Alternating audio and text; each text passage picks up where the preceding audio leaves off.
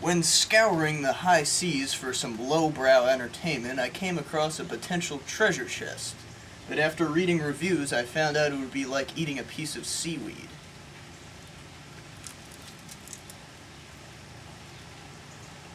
But now, 10 years later, I've decided to come back to it, and here it is. Yellowbeard.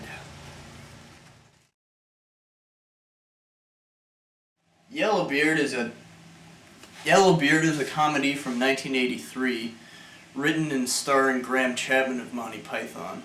It's about a pirate in the 1700s who leaves behind some treasure and then tries to go and collect it after 20 years in jail.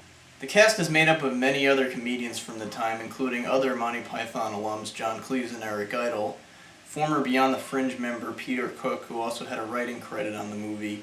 Cheech Chong have a bit in it, and also actors from the movie Young Frankenstein, of course. And there's also uncredited appearances in the movie, such as David Bowie playing the shark. Bringing together all these comedy teams seems like a good idea, but the whole thing is there's also a divide between the US and UK audiences, and as a result the movie kind of has this strange middle-of-the-road approach where it doesn't really know, does it want to go with the American humor or is this too British? The movie has all the makings of a total comedy classic, even if it is a cult classic, but when the movie came out, it bombed, both this way and this way. The movie was stuck in limbo for many years, or developmental hell as we call it in the biz. And as a result, there were many script rewrites, and as a result of that, the movie doesn't really feel like the same movie that it was first intended. It happens all the time. Movies get homogenized and veered off into too many directions to the point where it doesn't make sense anymore, and it wasn't the original vision, and it's in too many places at once. In the case of a comedy movie, if it's too hit and miss, you'll probably remember the misses more than the hits. But thinking back on it, there were quite a few good lines and funny moments. I just can't remember any of them. For me, it comes as no surprise. The scenes that I liked the most had Monty Python members in them playing off each other. There's still magic there, even if the writing isn't that great.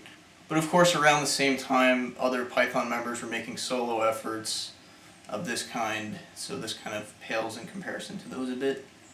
Especially when considering the misses miss pretty hard. For instance, the movie's filled with rape jokes. There's even an off-screen rape happening at one point, and it's supposed to be comical.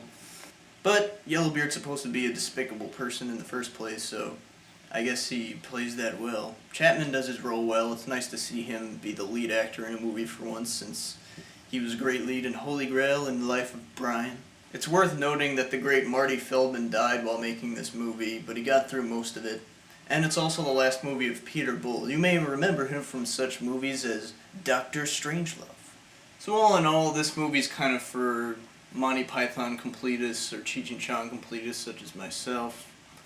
Don't watch this movie thinking it's a Cheech Chong movie or Monty Python movie though, because it's not. It's kind of a thrown together mess. There, I said it. But although I won't really be returning to it anytime soon, or possibly ever again, it was enjoyable while it was on at 3 in the morning last night. Well, that's about it for now. Yeah. So, I'll leave you to keep doing whatever it is you're doing there. And, well, won't you join me next time for... See you then. Stay sexy.